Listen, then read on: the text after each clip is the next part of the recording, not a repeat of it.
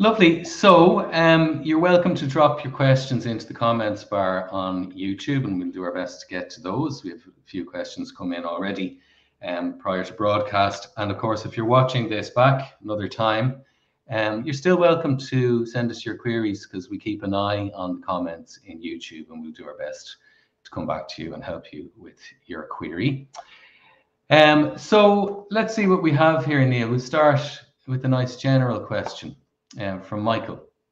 So Michael says, I have trouble remembering the pronunciation as I read, especially when reading out loud, after a while of not reading out loud, and trouble being consistent with accent and dialect. Now, this is a long question, so there's another part here. Do you have any advice for learning pronunciation and for achieving consistency in pronunciation? So, Aderfa, Niall. Well, yeah, there's a few parts to this, isn't there? I suppose that the first step is to make sure that you're practicing the right pronunciation, and maybe that's where dialect comes in a wee bit again. As Ben said, he's from Munster and I'm from Ulster, so we speak differently. We have different accents in English as well as Irish, but we still understand each other in both languages. And for you as a speaker, Michael, and for everybody, you want to understand the different dialects. But when you're speaking yourself, it is good to stick with one dialect. Yeah, and then part of it is about remembering those things when you're reading and trying to practice. Well, istocha Gaelic and Irish shin. That's a big slogan of Bitesize Irish, Gaelic and Irish. If you put it down and leave the book for 2 weeks or a month and come back, then you're starting from zero again. So by keeping going with a little bit every day, you're keeping it fresh and keeping it going. And I suppose we have to recognize as well that Irish pronunciation and spelling is just very different to English and to any other language you guys might speak, I guess. So look out for the tricky letters, the tricky combinations. We've got séimhiú and uru, but even the vowel combinations can be weird. If you take one example, the letters I, in English they could come up as beach, as break, as bread. So 3 different vowel sounds, I, A, E. But in Irish, it's usually A. Now, there could be some exceptions, but it's usually A. So I kind of think if you have a little small notebook, a little A6 size notebook, perhaps you could have the letters I at the top of one page, and anytime you come across a word with those letters, you could pop that word on your list, and then soon you'll have a long list of words. Far, ban, cad, lag, different words with pretty much the same vowel sound in them, and hopefully that will help you build those connections, because at first they're very unexpected, or they seem quite different, but they get close. At first you see CH and you probably think cha, but as you go on, get used to Irish, when you see CH you'll be thinking ch or h. Yes. So yeah, basically any opportunity that you get to match sound with text is useful. There are myriad ways of doing it. But preferably in a way where you can control the pace and where you can repeat the process. So if you find a way to do that, there are various different ways of doing it online as part of our bite-sized learning platform, certainly. And then you have free resources like vowel, which is very useful. And one of the nice things about that as well is that you can choose your dialect and work at it that way. And there's a big resource of recordings that you can draw on. Gurmagat and Niall. So comments just come in here, and as a northerner, I'm going to give you because this quirk is yours to defend. I wouldn't be something that would arise in my own way of speaking. So here we go. So dialects. Why is the MN combination pronounced sometimes M or? Example, mná becoming mrá. Or mrá. Yeah, because even the afad is different in Ulster too. So Marion, thank you for this question. I love this question. But it is about a quirk of the pronunciation. If we were saying mana, to be honest, I think that's simpler and more clear. And I have to give it to Munster Irish, Gaelic and Irish. It does read more phonetically than the other dialects. I have to give you credit for that. But in Ulster and in Connacht Irish too, there's a couple of combinations of letters where the N, like this, is pronounced as an R. I can't tell you why, to be honest. I don't know the historical reasons behind it, but I know that it happens. So MN, we don't have a lot of words with MN, but this is the very famous one. So yeah, we'd say mra, and maybe in Connacht mra. And but also with CN. So what Ben would call a knuck, I call crook. And although I'm from Tyrone, my mother's from Connemara, so I've heard her say crook a lot, and the local people, place names, things like that, they say crook for a hill. And the other example of this is GN.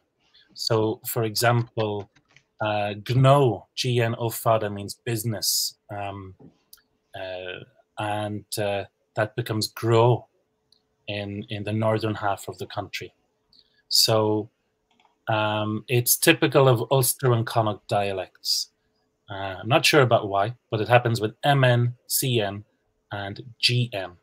So if you're hearing that, you know it might be Connacht or Ulster, and but I can understand if people like to go with the Munster pronunciation because it's closer to the spelling and the sound we would expect. So. And it's interesting what you say there about knuck and crook, because we have cruach as well, which is like the stack on the top of a mountain or a mountain peak. We have Cruach Vorhin, which is an iconic mountain that got very badly scorched there about a month ago in West Kerry. So do you also have Cruach O'Huig?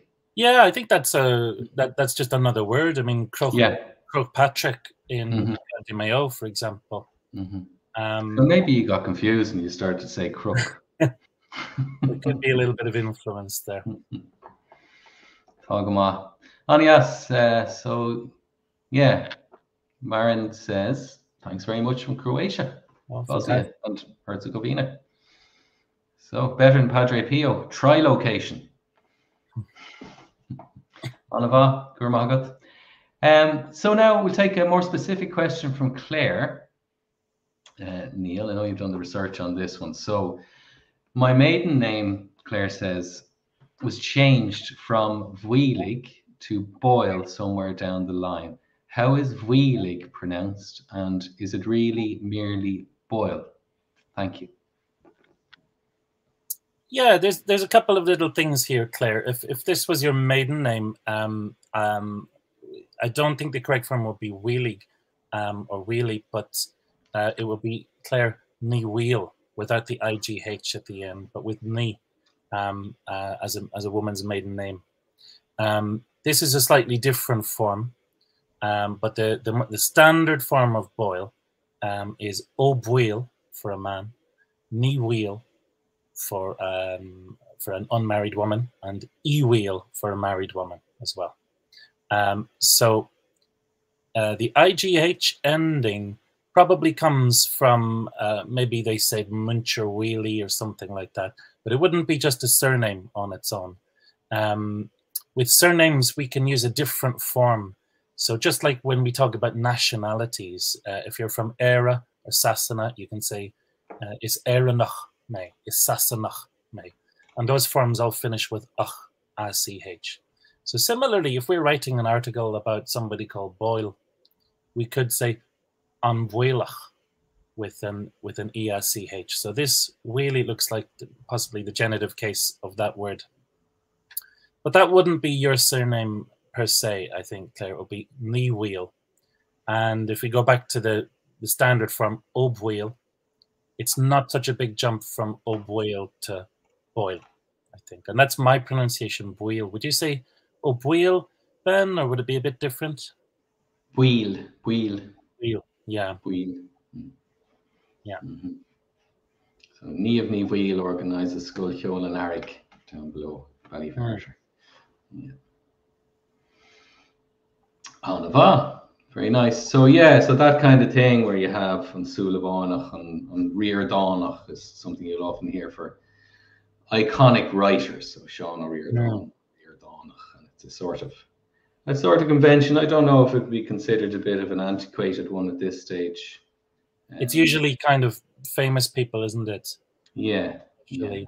On Piersach, I see a lot because I'm in Dublin, and you have Shraid and Fiercy, Pierce Street for Patrick Pierce. And then you have Station Nabirsach, which is the station of the Pierces, the whole family. It's the plural there. Well, there were the two of them anyways, himself and his brother anyway. Yeah. They're in it together. Yeah. Anava, another one's just come in, and Gurmila Mahagiv, Asnakeshtana, and thanks for sending in your questions in the comments bar there.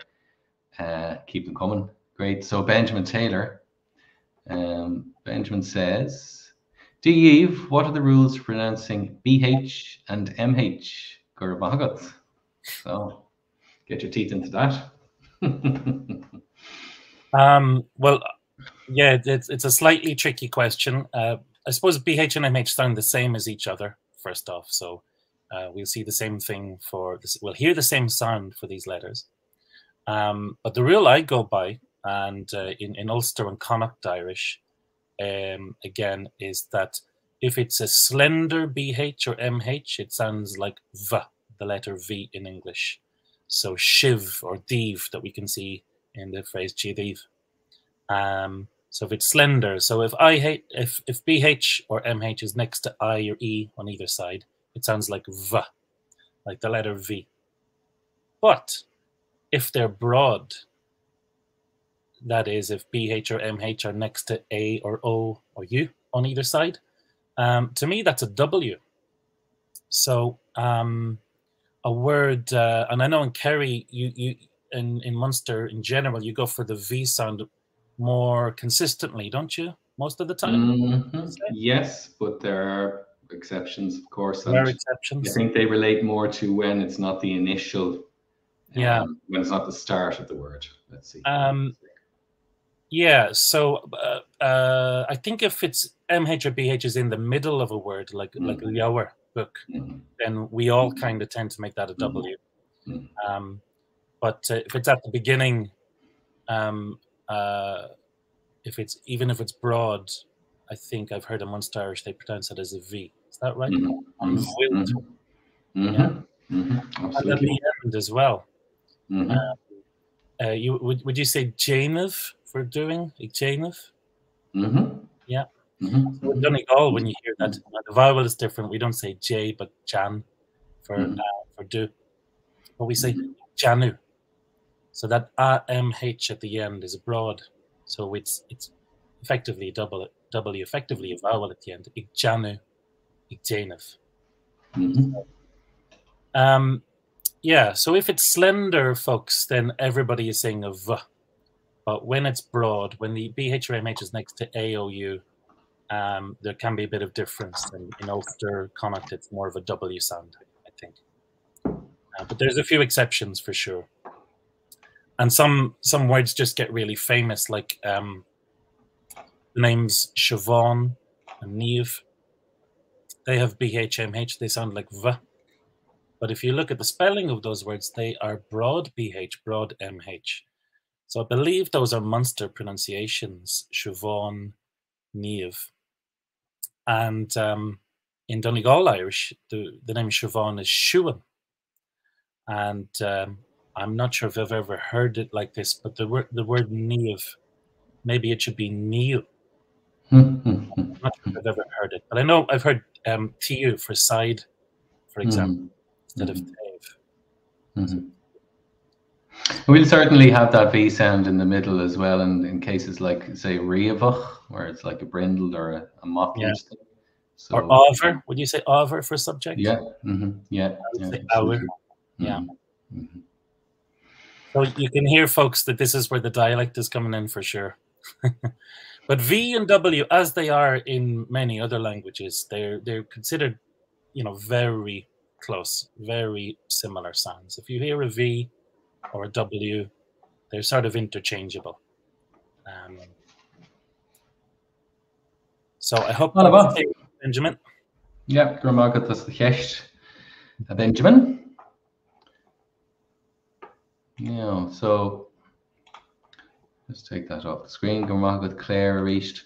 So here's one that I was looking into, Ceist O Joel. So how is Déisi? We'll say there isn't a father on that I pronounced. So I was looking into this, and the term Déisi, whether spelled with an E at the end or an I, is derived from the word Daish. Now, I know that Niall studied Old Irish in college, so you probably know about this, but Daish meant vassal or subject people in Old Irish.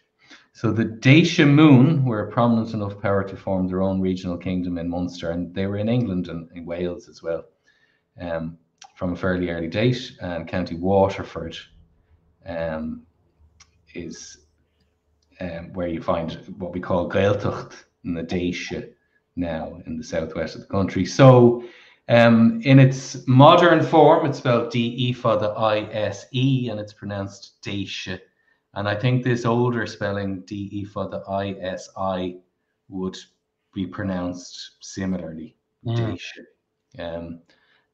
From what you know about spelling in Old Irish, Niall, do you reckon Déisi?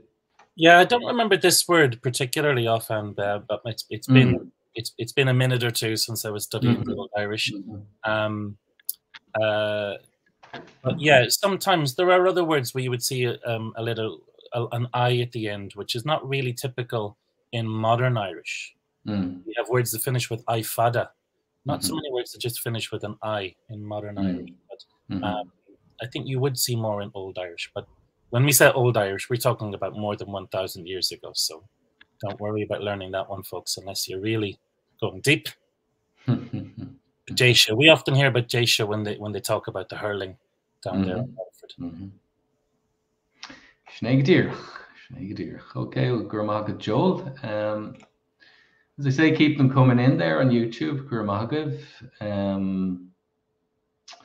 Another fairly common one there from Raoul. Just put that up on the screen. Take away Déisi first. Slán Déisi. So Raoul says, I'm confused by GH. Could you please explain the pronunciation rules for GH? Gurmagat Raoul. Yeah, good question, Raoul. And I suppose it's really similar to Benjamin's question earlier, because like BH and MH before, GH is it's not two letters. It's one mutated consonant. It's the letter G, which has had séimhiú applied. So it's something different going on. It's not just these two separate letters next to one another. So if the letter G in Irish is a hard G sound, and when we séimhiú it, when we add the H, more air comes through generally. Again, it really depends on if your GH is broad or slender. So if it's broad, that is, if it's next to A-O-U, the normal rule is it would sound like R. So like you make the G sound, but a little bit more air is coming through R. It's not a very natural sound in English. We don't have that in English, but in other languages you might pronounce it. And then if GH is slender, I would pronounce it more like a Y. So if it's GHI, GHE, it's more like Y. Marialer is a phrase that we use for due to Marialer with a GH. So it sounds like yell. Again, there's exceptions, because there's places where GH is in the middle of a word surrounded by vowels, and it just gets very, very weak. Rawa, Gustawa, T-O-A-G-H, T-O-G-H-A, and R-O-G-H-A. So if it's in the middle, it could be a bit different. But really, I guess it's a similar question to Benjamin's one. It's a consonant which has had séimhiú applied. And then the other factor is broad and slender. So it's good to get examples, listen to examples of this in some of the online resources that are available. and get used to how that sound. Is that how GH would sound for you, Ben? A gh or a y? Well, again, yeah, this depends on whether we're talking about a GH at the end of a word, the middle of a word, or whether it's a G that has séimhiú on it. And this is one I'm always in two minds about, really, when we talk about slender and broad vowels with GH, is the GH sound itself different, or is it simply a function of the fact that the following vowel sound is different? So whether that's whatever your attitude is or whatever you think, for me, if it's a broad one, it's coming more from the back and the middle of the roof of the mouth. And if it's a slender one, it's coming more from the front. You're doing essentially the same thing, but you're getting ready to make a different sound when the vowel comes. So mihilamar, moho. Maybe there's a bit more of a cat sound in the broad one, and the other one is more, well, it's also a sound that cats make, but that's the difference. There's more of a roll, I suppose, or there are more waves of sound happening with the broad vowels. Those sounds feel a little, they don't feel very elegant sometimes, but those are sounds that we sustain for a long time. If we say cut or gut, it's very fast, it's instant. But when we have a séimhiú on it, we can say r or h, and you're able to sustain it longer. And then, of course, if it's at the end of a word like smuoinnig, think, then it's like the same as a bit like G in the word Bhaoilligh, smuoinnig, Bhaoilligh. So, and then of course the example you gave of rawa. We have rine, which is stiff. In the middle of a word, yeah, and it's almost. And that IGH, we have a lot of verbs that finish with IGH, of course, like as Ben said, smuoinnig. But again, that's Munster pronunciation to have that hard sound. And in Connacht and Ulster, I think in Connacht it might be smuoine with just the kind of schwa at the end. And in Ulster, it's an E sound, smuoine. So the IGH just becomes E. So there's a lot of ways to pronounce GH, possibly, Raoul. But again, for everyone, it's good to find reliable examples online and listen to them, and be clear about the dialect too. So if you're listening to different people talking, that's great. We want to understand everyone. But when you go to pronounce yourself, you could, make a little decision about that. Which dialect do I want to do? And then then you've got your kind of path laid out for you. And of course, when you do that as well, bear in mind that different words for the same thing are preferred in the different dialects as well. So that's something to keep an eye out for. Something to keep an eye out for: fusta, leis, or choma, or freshen, depending on what your preference is. So go to Raoul and keep your questions coming in. It's very nice to have them. I'll go for this one myself, having lived in Galway for some 12 years. So not only is the island, but down by the Claddagh, there's also a big block of apartments called Dún Aonghusa. Dún Aonghusa. So that's how you pronounce the name of the fort on Inishmore, Oliver. So Dún Aonghusa. I don't know if you would say it the same way. Well, I suppose it's a relevant question to bring up now because it has a GH again. Dún Aonghusa. So I would say Dún Aonghusa, as well. Okay. Not a strong gut, but a little bit of a gut there. Anias, Gurmagat. So we have a broader sort of cultural question here. We'll do this quickly now. It doesn't relate specifically to Gaelic.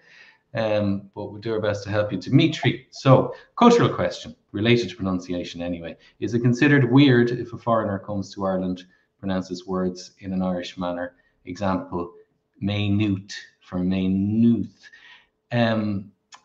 For me, it's not weird because we have had so many people come and base themselves here. Especially, I'm always struck by people from Eastern Europe, Polish people, who pick up regional accents. And so you hear, and I quite like to hear people speaking in regional accents. So it's not a weird thing. It's a normal enough thing at this stage. I suppose it might be a little bit strange if you just, arrived on the plane for a holiday and spoke like that. But I don't know if that's probably not what you mean, Dimitri. But no, it's not a strange thing, and it's quite a nice thing. Niall. Yeah, I think again, I've met people from Lithuania and different parts of Europe who clearly have a Cork accent because they've been living and working and just immersed in Cork life, and I think that's fantastic. So yeah, it's just part of I suppose immersing yourself in Irish culture in general. Again, you don't have to do that if you have a different accent and you come here. You don't need to change your accent, but it might happen naturally if you also learn your English here. So even more broad question here: do we teach a course? In a sense, we do. What is Bitesize Irish, Niall, for newcomers? Yeah, so Bitesize Irish is an online learning platform. So we have lots of things on offer. We have online courses, which are self-study courses. That means you're not tied to any particular time of day. You can work your way through them, or even certain class courses, they happen from this week to that week, but you could do them any time of day or night all through the year.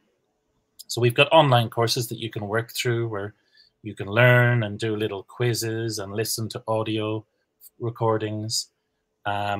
We also have some live sessions with teachers, with Teagascóirí, and we have an online community as well. So I think if you look at the Bitesize Irish website or go to the newsletter, you'll find out the latest information about what's going on and about the different kinds of membership that we offer. Sure. So there's a link there to the newsletter Libby. I don't really know how to pronounce your name, but apologies, that's not correct. So there's a newsletter there, and more generally, if you go to bitesize.irish links, you'll find links to all the different places where you can start in terms of just looking at what might interest you, or what might work for you in terms of what we offer as a learning platform. We have free little courses like for practicing Irish every day, 10 secrets to practicing Irish every day. And there's a little quiz there that'll help you to identify where you might start or progress on your Irish language learning journey. And there are a variety of other little bits and bobs that might inspire you to basically do a bit of Irish every day and add to your Irish incrementally at your own pace. So gur maith agad. And yeah, another question here. I'll just get those banners off the screen before we go any further. From the same person, Lebe or Libby. Now you've written the book on this, at least the online reference pack on this, Niall. So how many dialects are there, out of curiosity? Yeah, we've referred to the dialects, of course, in this session. There are 3 dialects of Irish, and of course there are variations within those as well. So there's Ulster Irish in the north, especially the northwest. There's Connacht Irish in the west, and Munster Irish in the southwest. And there are little variations here and there within those areas too. There is no Dublin dialect of Irish, and maybe one will emerge over time if things really continue and progress here in Dublin, where I am. But so people from Dublin or people from other areas or outside of Ireland end up kind of needing to maybe choose which dialect they like. Maybe it's because of who your teacher is, or which one you prefer, or you've got some family connection to. I'm from Ulster, so I choose Ulster Irish, or, well, I didn't choose, it's what we had at school. But we looked at Donegal for our gold standard of Irish. And so there's an obvious choice for people who are from Ulster, Connacht, and Munster. That's the 3 dialects. And then, of course, there are other areas. There's Rathharan in County, for instance, and that was a sort of plantation. People moved from Connemara, so I don't think it's changed a lot there. I think it's still fairly Irish, is it? Yeah. Yeah, and then it'll be interesting also to see what happens in Belfast, because their Irish is modelled on Gaelic and Donegal Irish, but at the same time, it's quite a vibrant modern community there, so it may start to. And they don't sound like they're from Donegal, really. You know, they sound like they're from another region. So we might have new dialects emerge, because it depends on, like any language, English dialects have changed over the years. London English is very different today than it was 50 years ago. So those the kind of things happen naturally. So maybe there will be Belfast and Dublin dialects, because there's a lot of communities and schools there with people studying. Staring into Eternity is asking, was there ever a Leinster dialect? I believe there only ever were 3 dialects, but they stretched across the whole island. So we have 4 provinces in modern Ireland, but you might expect a 4th dialect. But I believe there was just the northern one, the kind of central one, and the southern one. So maybe in Dublin people were speaking Connacht Irish, but that will be a long, long time ago. I may be wrong here, but somebody was telling me that until relatively recently there were still some people speaking Irish in Kilkenny, and I think that was more Munster Irish. Yeah. Then again, in County Clare, it was interesting in places like Doolin, because geologically Doolin and, say, the Aran Islands are the same, but the Irish in Doolin was more Munster Irish, which is it was essentially Munster Irish, and then very close, just a few miles out to sea, you have a strong hold of Connemara Irish on the Aran Islands. So that's interesting. Gurmagat staring into eternity. We have some questions here having come in on YouTube, and keep them coming, but I'm just going to return to one of the questions that came in prior to us going on air. So here we go. So this is a question from Renata, Gurmagat Renata, and she says, I understand that you pronounce S as broad or slender depending on the vowels that surround it. Is there ever an S with a broad vowel before it and a slender vowel after it? Yeah, well, for anyone, again, we've got broad and slender coming up, so it's a really big part of the pronunciation. So once again, if S is broad, that means it's next to the letters A, O, or U. If S is slender, it's next to the vowels I or E. So I always think, you know, there's some very famous Irish names which are good examples, like Sean and Siobhan and Sinead and Seamus. They all begin with a sh because they're S-I or S-E. But Seamus finishes with A-S. That's a broad S at the end, Seamus. And the name Saoirse starts with a broad S, S-A at the start, and finishes with a slender S, S-E. So that's the normal rules of broad and slender S. But is there ever a situation where we might have a broad vowel S, slender vowel? That doesn't really happen in Irish. We have a rule, quail le quail, lehan le lehan. Slender with slender, broad with broad. So when you look at a long Irish word, maybe it seems like there were too many vowels, because in the middle, if there's an S in the center, we need to make sure that the vowels either side are the same quality. They have to be both slender, or else they have to be both broad. They don't have to be the same letter, but the same vowel, but they have to be the same quality, both broad or both slender. So that's the normal rule of Irish spelling. And that's why some words are very long and you don't hear every vowel. As to Renata's example, there's one word I can think of, ospidale. Ospidale. That's spelled O-S-P-I at the start. And that's quite odd because O-S-P-I, we have a broad vowel and then a slender vowel. But ospidale, as anybody could guess, possibly, it's a loan word. It's borrowed from the word hospital. Ospidale, hospital. That's what it means today. So maybe just from natural usage, they didn't change the spelling. They didn't want to start saying ospidale or something. I'm not sure why, but that was just retained. And the only other place I can think of where this rule is broken, it's when we add a prefix. So sometimes we add an extra little part to the front of the word. And if that's broad, sometimes we don't, if that's slender or broad, sometimes we don't change anything. And we might get this, broad vowel, slender vowel, pretty close to each other.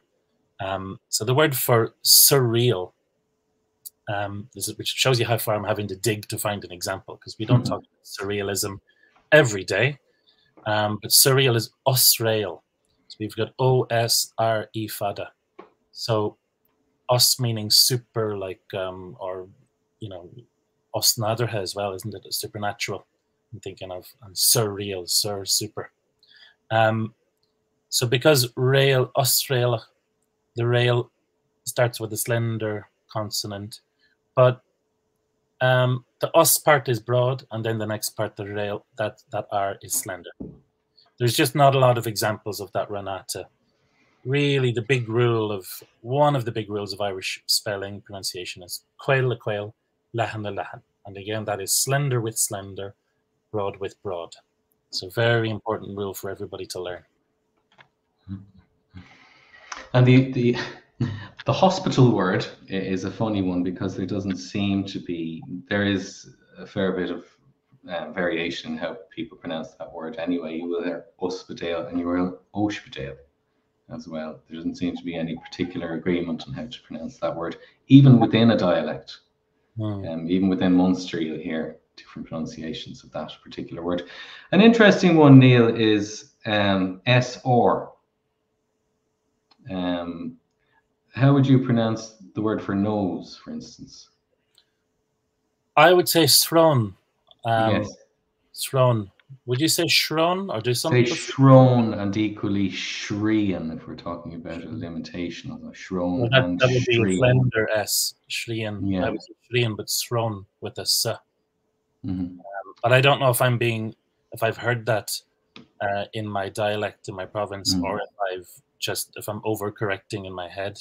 SR is a funny combination. We don't have it in English. Well, Gurmaha Renata, son. I think we have another few questions coming in here.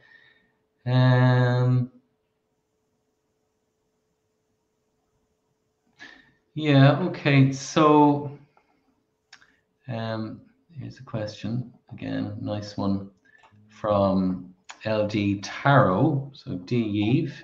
Can you discuss the broad and slender D and DH? Never dull or let the hull. Yeah, sure. So slender D, again, that is D next to I or E.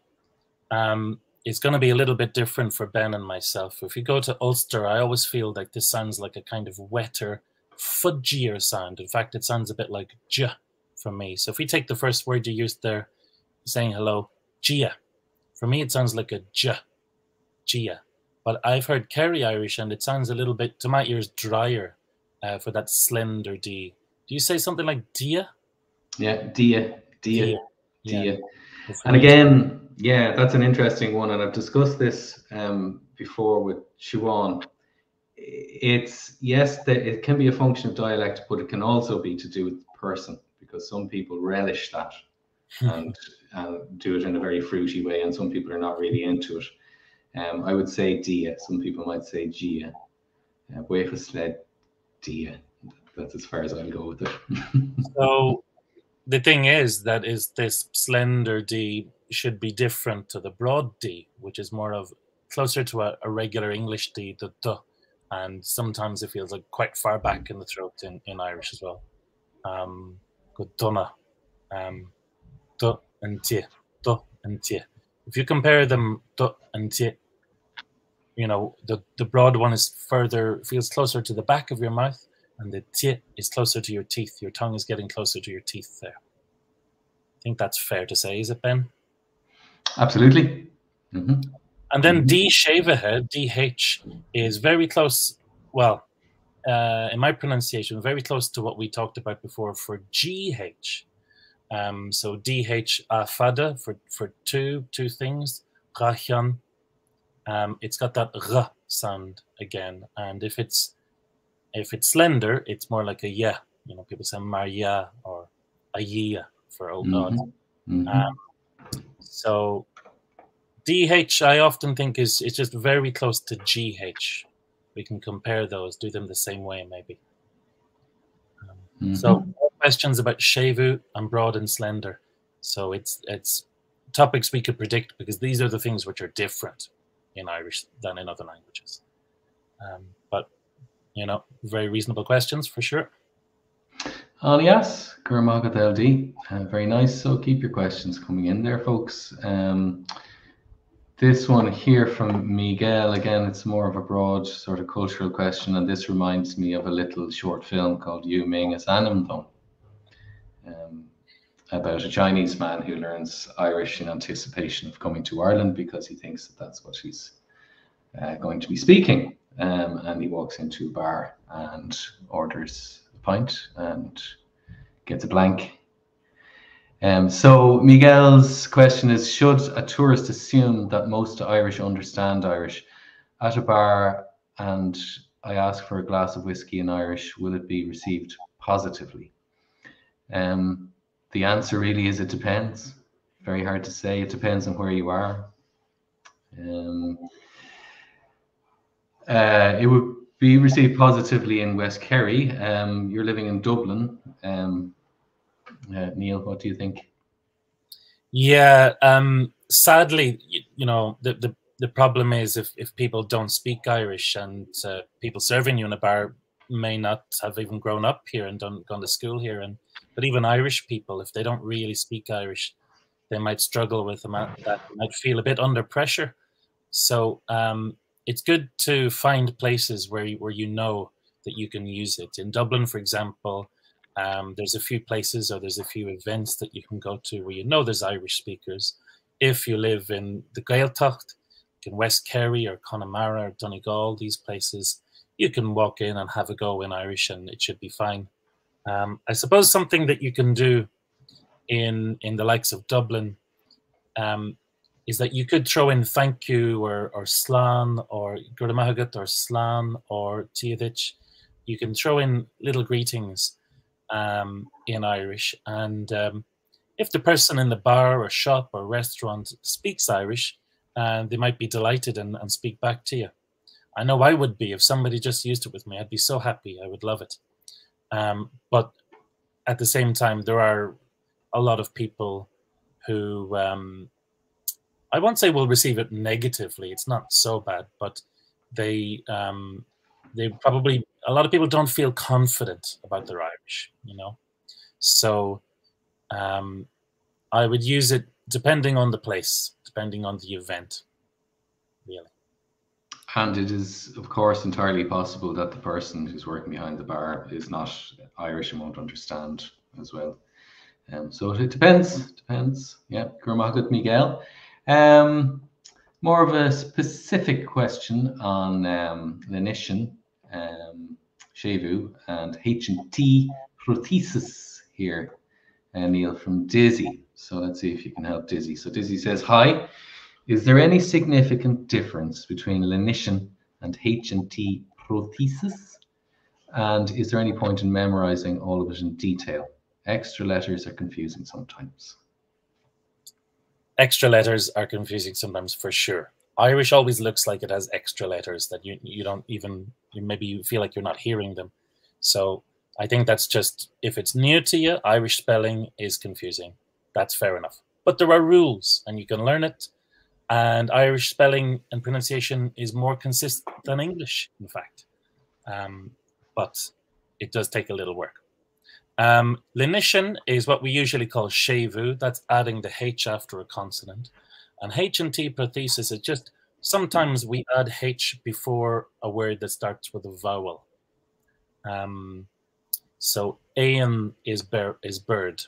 But if I say birds, it's ain, ifada ayen. And if I say the birds, it's nahain with a H before there. So there's some times when we add a little H at the start. That's not lenition, that's just adding a H. And sometimes we add a T before some letters. We add a T before a vowel sometimes. So arrogate means money, but when we say the money, we say antarrogate.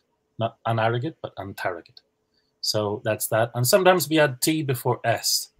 Now T before S is the one which is close to séimhiú. We use that. In fact, at school, I was told it's kind of a weird version of séimhiú. TS, when we see it, that is used in the same location, the same situations where lenition or séimhiú would be used. The other ones, T before vowel, H before vowel, are not lenition. That's not séimhiú. That's just a different thing. Now, is there any point in memorizing all of it in detail? Yes, I'm going to say yes, of course, but don't only focus on that, because it could feel very narrow that you're focusing in on a tiny grammar rule and really you want to communicate and enjoy life and, you know, use the language. So, you know, there's a lot there to learn and study, and it will come up again and again. So it's, yeah, of course it's worth learning it, but don't focus on that only and not practice your speaking with people or other ways of engaging with the language. Don't get your head too stuck in a book, you know. But I think in the end, we need to get those little, there's séimhiú and uru, the other big initial mutation, and the little H and T extras. We need to get those corrected at some point, you know, because just to have a nice, good, strong level of Irish. But if you're just chatting with people in a cafe or a bar, or with Miguel in that bar with a glass of whiskey, you know, when people are chatting, they don't start to tell you, no, no, no, not like that, you know, and they will still understand you. So in that situation, you're more focused on your fluency and practicing communication. So don't let it stress you out. But there is a point in studying it, of course, at a certain level. And yes, the interesting thing about that is different things exist for different reasons. So sometimes, like sometimes a H prior to a vowel can carry information, and sometimes it's there, to my mind anyway, I don't know if you'd agree with this, for ease of making that transition from one vowel sound to another. So if we're talking about the possessive adjective, we're talking about saying her father, we would say a hatter. That H there is telling the listener that you're talking about a woman's father. If you're talking about a man's father, a her. So that's carrying information. Whereas to my mind, when we say nahain, the birds plural, that H there is simply making it more comfortable to move from the A that finishes the word n to the E that starts the word ain. So in some cases, it might sound a little bit clumsy if you say na-ain, but there is a difference in terms of meaning between saying a-aher and a ha-her. So sometimes it carries information and sometimes it's just for ease of moving from one vowel sound to another. So Gurmahagat Déisi. How about this question from J.W. Mulligan there? Can you speak to Guma and Gumai? Yeah, this is a dialect question again. I'm from Ulster. I pronounce the word my. Gumai. Not exactly my like my book, but a little bit more like my. And how would you say it, Ben? Gama, gama. So there's a bit of a H sound on the end there. Gama. I don't know how you would spell it phonetically. M-A-H, something like that. M-A-H, Gama. yeah. So gama, gamai, it's just a dialect question. And if you look in folklore, Changlan, Punkai, those online dictionaries, look up the word for good, and you can hear the three voices, and I think it will be ma, ma, mai. So in Ulster we say mai. Okay, so question here now. There's a more than one answer to this, but the obvious simple answer to this, Niall, I think is what we're looking for. So Oliver Roth says, what is the rule to adding T to the front of words? I've not really figured it out. When is it Tiask, not Iask, or Tron, not Ron? Yeah, so if we have the article an, so the word the, if you're saying the fish, the bread, that's when we'd add the T. So simply Iask means fish or a fish, and aran or aran means bread. But the fish, an tiask, the bread, and taran or antaran. Now, the complicating factor is that Iask and aran or aran are both masculine nouns, and that does not happen with feminine nouns. So we need to know the gender of the noun. And if we have a feminine noun like awan, which means river, we don't put that T there when we say the river. It's just an awan. So that's it. So we've got the word the definite article, and it's a masculine noun that starts with a vowel. That's when we add the little T. Other famous examples, Uachtaran is president, so An Tuachtaran, the president. It's a masculine noun. And Ishka, water, is a masculine noun, so An Tishka, the water. So yeah, Sinead, Oliver, that's the rule. Okay, there are other cases where it will arise, but certainly with the vowels there, Oliver, that's where you're going to encounter it. So we seem to have reached the end of our questions. Curamila Mina Mahagatas, you'd son or Father Raggart, and Niall, thanks very much for answering all of those. Talking more generally about pronunciation and things that can aid pronunciation. There are resources online generally, and of course there are elements of Bitesize that are useful in this regard. I know that you work on these things and you think about these things a lot in terms of incorporating them into the materials that you develop for Bitesize.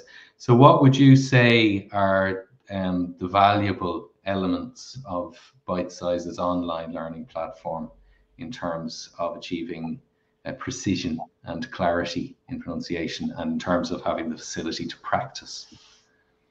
Yeah, well, you know, all the aspects of a language are always in there together, and pronunciation aspects are fitty-fucha with all the other practices in, they're all interwoven. It's in the fabric of everything in Bitesize Irish. So most online lessons that you will see, you can read the information, of course, and do little quizzes, but there are sound files where you can listen to the words and you can read a phonetic version of that pronunciation. But it's really better to focus on listening to those sound files. So that's common throughout. We have in one part of Bitesize Irish, we have a specific course on the dialects that we mentioned a lot today. And so part of that is the grammar and vocabulary of different dialects, but also the pronunciation. And in the more advanced course, Shulach Shkelach, there are little lessons where we focus on these sounds as well, particular sounds. So it's there throughout. And we also have coming in April, so in just a few weeks' time, we're going to have a new course which is focusing on pronunciation and spelling. So it will take you through the consonants of Irish, the vowels of Irish, and the consonant clusters and the séimhiús and the urus and the vowel combinations as well.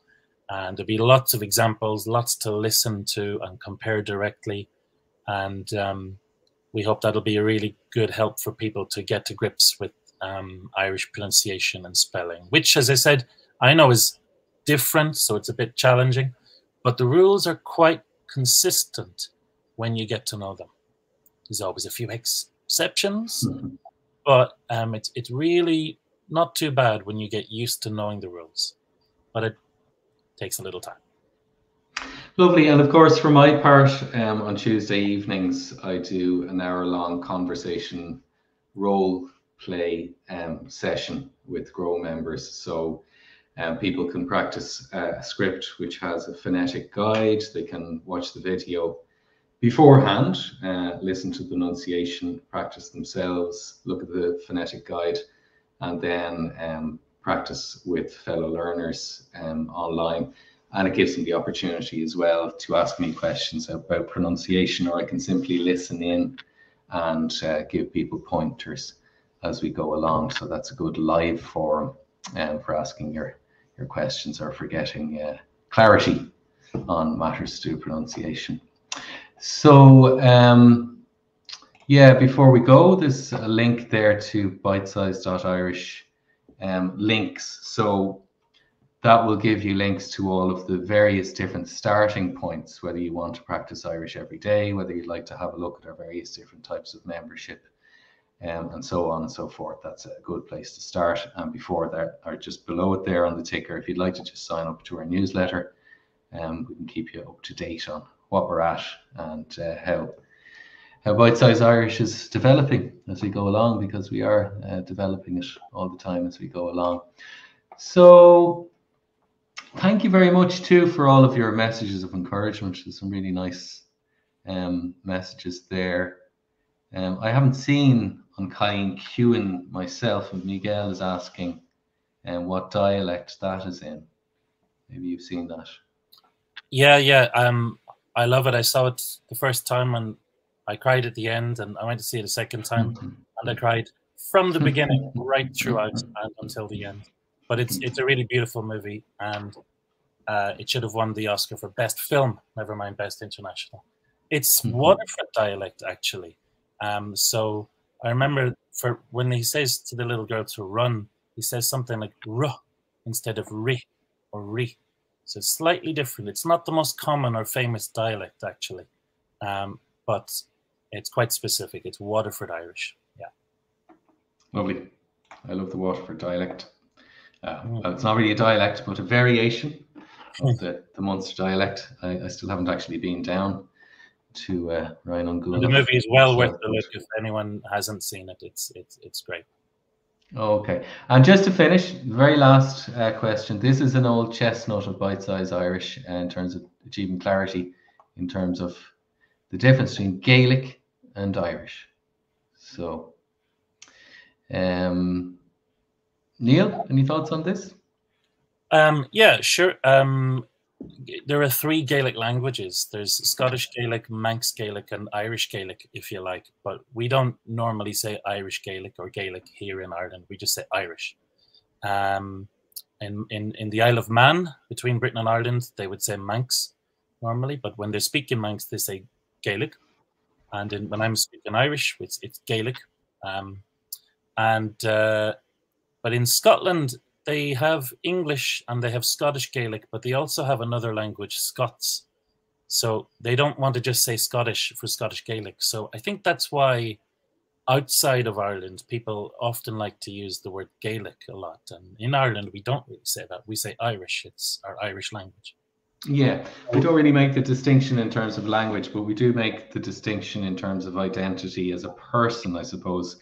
There are many different types of people who are Irish, of Irish people, but we do make a bit of a distinction in terms of the Gael, which is somebody who perhaps feels an affinity or a closeness or a love for elements of Irish culture, Tradition, language, music, tradition, and that. So when we use that word Gael, that's what we tend to mean,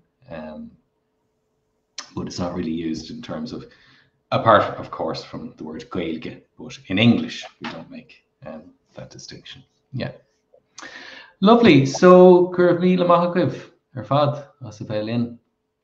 And Nocht, if you're watching back, of course, you're still welcome to send us your queries on pronunciation, and we'll keep an eye on the comments and do our best to get back to you. Tágama. So yeah, just to finish up, again, we have various different places where you can have a look at Bitesize Irish and see if there's anything there for you. And there are many different elements to what we do, both free and subscription. We have a few different types of memberships that you can find here. So, you know, good for starters, but also good for people who are well into their Irish language learning as well. So have a look, see if there's anything there for you. And Kuramina Mahagwiv, Asa Tailin. Good night, good. Bye. Eva.